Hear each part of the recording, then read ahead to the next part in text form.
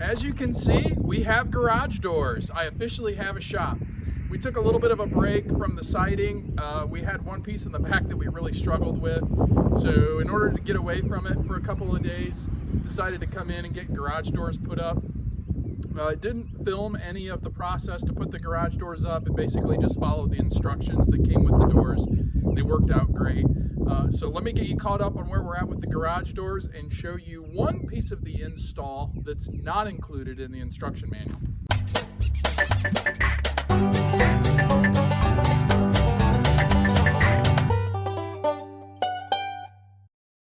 One of the items I wanted to show you guys is how I'm doing the back track support.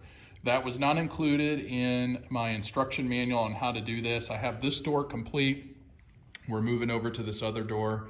I have the angle iron cut, so it's just a matter of putting it up. And I want to show you how I'm using my laser to keep my track straight and square as it comes back.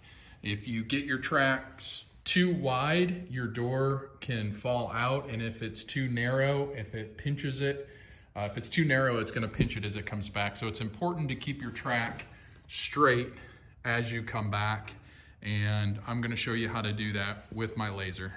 Okay, this laser here I also got from Lowe's. It's a Bosch GLL 300, and it's got a triple laser setup on it. What I'm doing is I'm using two of them. First one to get it on the vertical portion of the track, and the second laser, as you can see it go up the wall there, is I'm squaring it off of the door, which is square with my wall, and that will give me a line.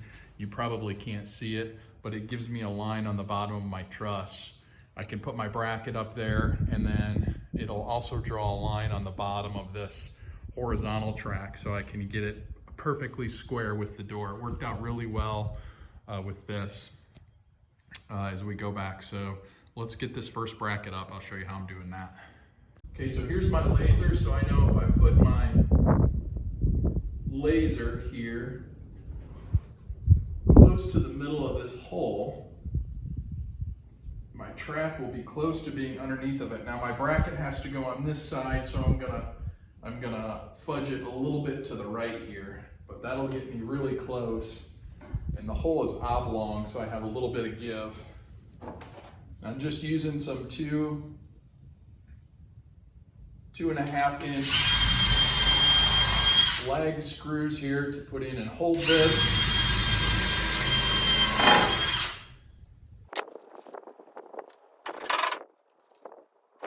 Okay, so there's my first piece.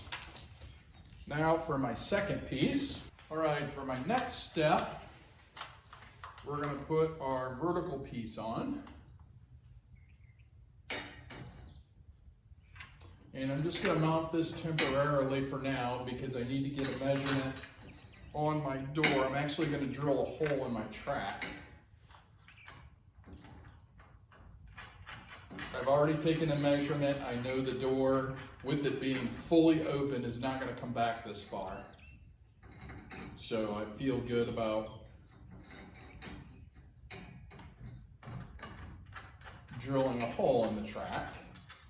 The hole that you're supposed to mount it to is all the way back here, and that would mean I would have to span, when I get my ceiling joist put in, I'd have to span that distance, and I felt this was a little bit more secure, and I can get this put up now and get my shop locked up and not have to worry about stuff walking away.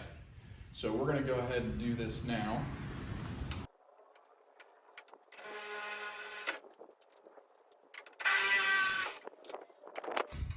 And now I can go ahead and secure this.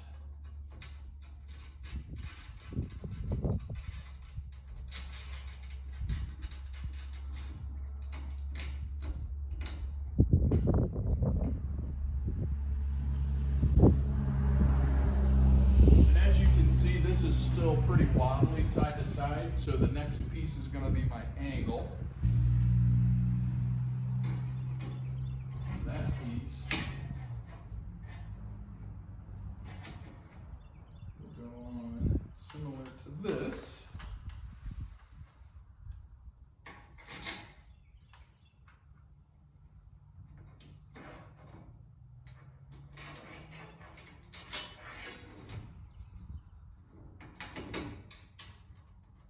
once you get this piece on, then I can adjust my track to get the right width in the back. Based on my laser. And that's where I need to be, so let's see, that hole seems to line up pretty good. So we're gonna come back through with that. And my line is right here on this, and it's down on that side, so I know my door is square. I used my other laser. Got lucky on that one. My other laser to square it up off the door the other way. So I actually have two lasers running right now to make sure I'm square with the door.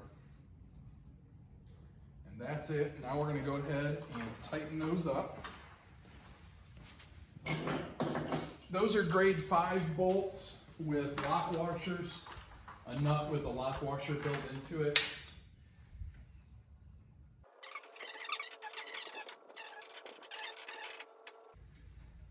And that is not going anywhere. So that's one side.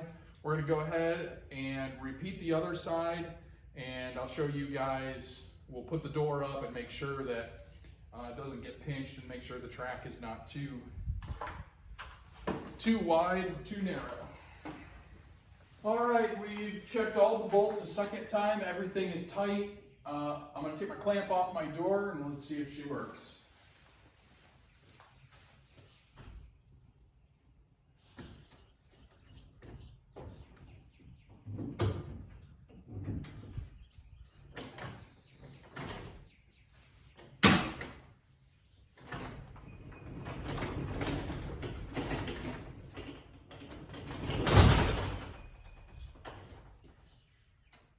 Probably need to tighten that spring just a little bit. The door shouldn't slam shut when you drop it. So we'll give it a couple of ratchets. Let's see if it goes up.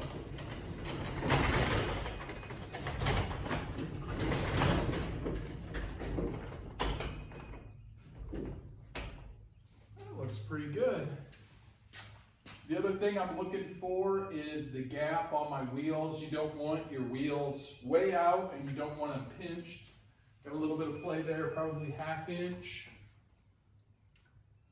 And about a 1/2 inch there. So we look good. Flexibility. For it to move, we're going to go ahead and cut our seal off to length.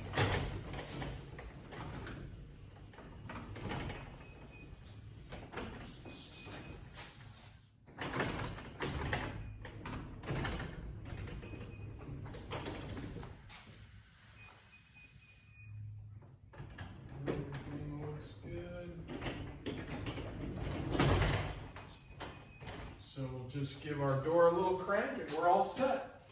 The other thing I did is I installed these latches so I can lock my doors. They're just simple hand locks. Eventually we'll put openers on. That'll be for a different video. But that's it. Doors are complete. I can now lock the shop up. My truck is cleaned out. My tools are in here, and I'm a happy man. Thanks for watching. We'll see you guys on the next video.